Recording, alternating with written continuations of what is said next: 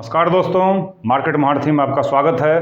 दो तीन कहावतें कहता हूँ, उन कहावतों से ही शुरुआत करता हूँ। जरा सोचिए कि ये कहावतें क्यों बनी।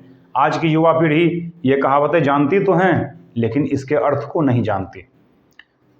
पहली कहावत है, मैं तुम्हें एक फूटी कौड़ी नहीं दूंगा। ये फूटी कौड़ी क्या होती है? फूटी कौड़ी का इस्तेमाल क्यों होता है? एक दूसरी कहावत है, चमड़ी जाए पर दमड़ी न जाए। यह दमड़ी क्या होती है? कौड़ियों के भाव बाजार में बिकने लगे। यह कौड़ियाँ क्या होती हैं? ये हमारे रुपए की बेसिक इकाइयाँ हैं, जो आज से सैकड़ों साल पहले समाज में प्रचलन में थी। महंगाई की मार से ये इकाइयाँ खत्म हो गई, लेकिन कहावतें आज भी जिंदा हैं। तो कई सारे लोगों ने मुझसे कहा कि सर, आप पैसे के बारे में सिखाते हो, रुपए की बेसिक इकाइयों के बारे में भी बताओ। तो उसी पर आज का एक वीडियो बेहद दिलचस्प और बहुत ही जानकारी से भरा हुआ आपके लिए लेकर के आया हूं।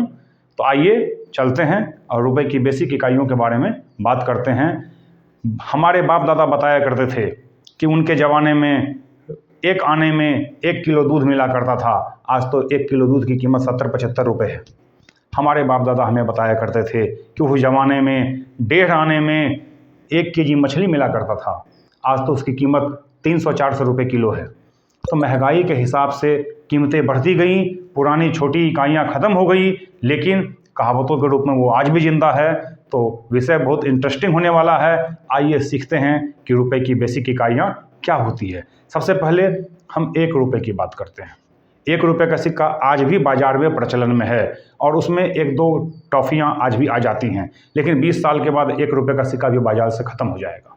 जैसे कि ये हाल में 50 पैसे का सिक्का, जिसे हमने अठन्नी कही, वो अठन्नी ख़त्म हो गया। उससे छोटी इकाई चवन्नी हुआ करती थी, वह चवन्नी भी ख़त्म हो गया।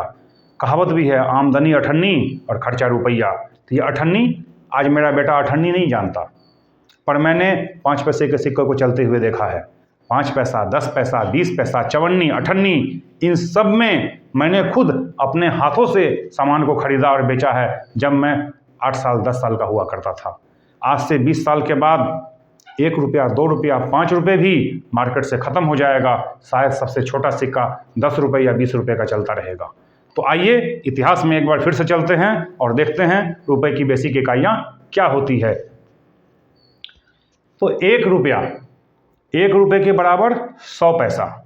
सभी लोग जानते हैं कि 100 पैसे से 1 रुपये बनता है, लेकिन हम देसी भाषा में अगर बात करें तो 1 रुपया के बराबर 16 आना होता है। कहावत भी है, बात 16 आने सच है। तो यह 16 आना क्या होता है? 1 रुपये में 16 आने होते हैं, इसलिए बोलते हैं कि बात 16 आने सच है। यह भी एक कहावत है।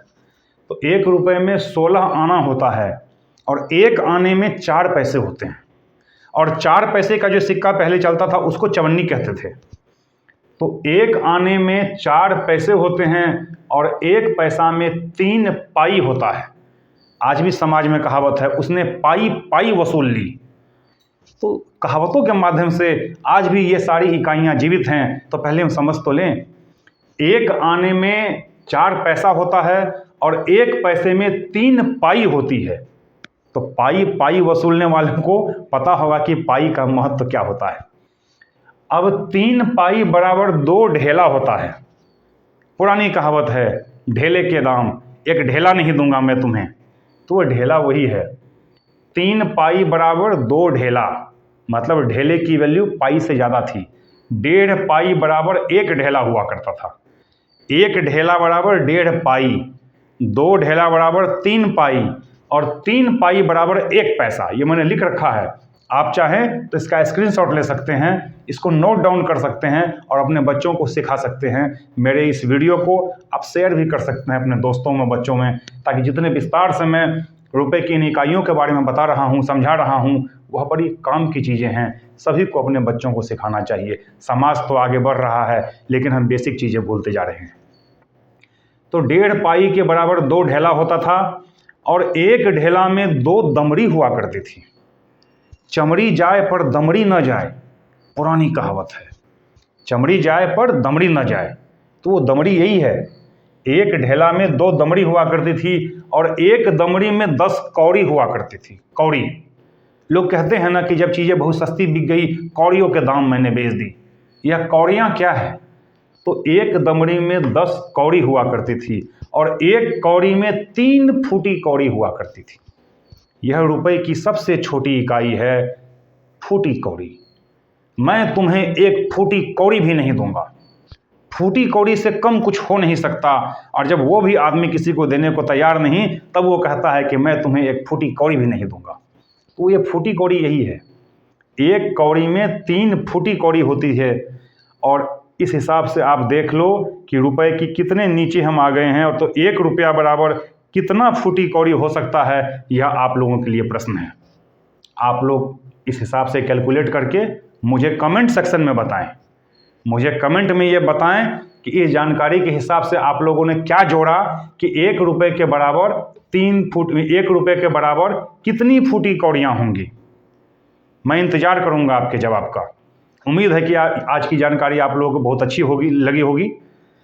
रुपए के ऊपर की इकाइयाँ तो हम सभी लोग जानते हैं। 12 रुपये 1 दर्जन रुपए हो गए, 100 रुपये का सैकड़ा होता है, 1000 रुपये का 1000 होता है, 10,000 रुपये का 10,000, 1 लाख रुपए का को लाख कहते हैं, करोड़ अरब खरब न जाने कितने पैसे होते हैं। लेकिन ये बेसिक बातें आज के बच्चे नहीं जानते।